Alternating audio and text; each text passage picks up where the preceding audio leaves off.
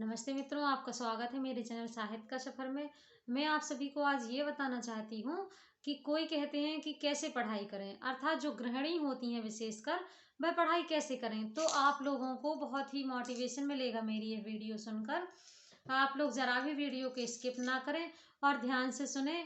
आप यदि गृहिणी हैं तो आपको घर के कार्य करने के साथ ही साथ पढ़ाई को भी सुचारू रूप से करना होगा, क्योंकि यह भी हमारी जिंदगी का बहुत ही महत्वपूर्ण अंग है। इसलिए हम इसको इग्नोर नहीं कर सकते हैं।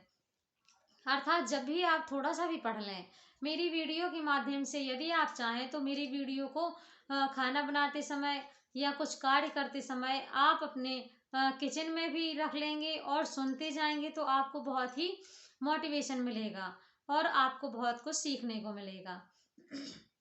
इसी के साथ मैं आपको बताऊंगी कि आपको मोटी मोटी किताबों का अध्ययन नहीं करना है, क्योंकि हमारे पास इतना समय नहीं होता है कि हम मोटी मोटी किताबों का अध्ययन करें।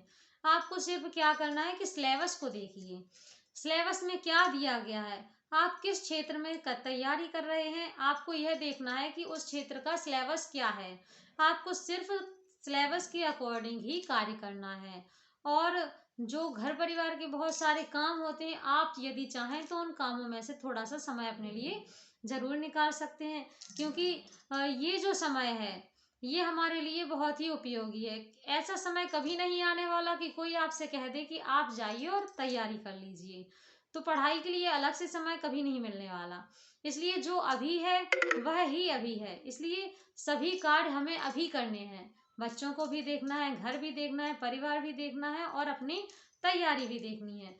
तो जिस प्रकार से मैं कर रही हूँ, आप यदि चाहें तो आप लोग भी ऐसे ही कर सकते हैं। कभी हार नहीं माननी है। ये जिंदगी है, हमें जिंदगी जीनी भी है और जिंदगी जीने के साथ सफलता भी हासिल करनी है। इसलिए आप लोगों को कभी भी हार नहीं मानना है।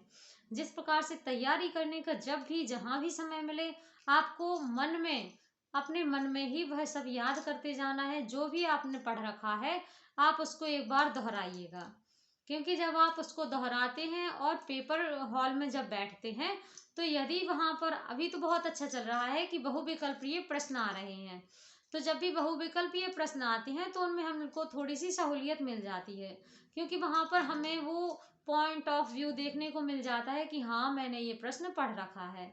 इसलिए ज़रा भी माइंड में डिप्रेशन लेने की ज़रूरत नहीं है, कुछ भी विचार करने की ज़रूरत नहीं है। अपने लिए समय निकालना है, क्योंकि हमारी पढ़ाई के लिए समय कोई नहीं देने वाला। उसके लिए सिर्फ हमें समय देना होगा। हम कितना कर पाते हैं, कितना संघर्ष कर पाते हैं, यह सब हमारे ऊपर निर्भर करता है। इसलिए आप सभी को मैं, यदि मेरी वीडियो देखकर आप सभी को थोड़ा सा भी मोटिवेशन मिलता है, मैं नहीं चाहती कि मेरे साथ में हजारों लोग जुड़ें, क्योंकि भीड़ में मुझे नहीं भागना है।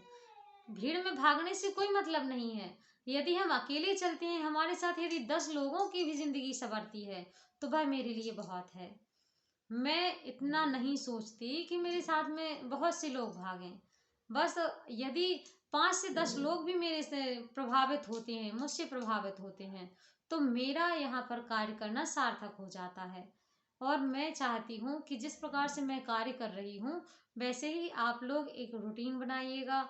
घर के अधिक कार्यकारों से जो काम काज होते हैं वह तो करने ही पड़ते हैं, पर उनसे यदि आप चाहें तो जल्दी से फ्री होकर अपने लिए थोड़ा सा समय निकाल सकते हैं।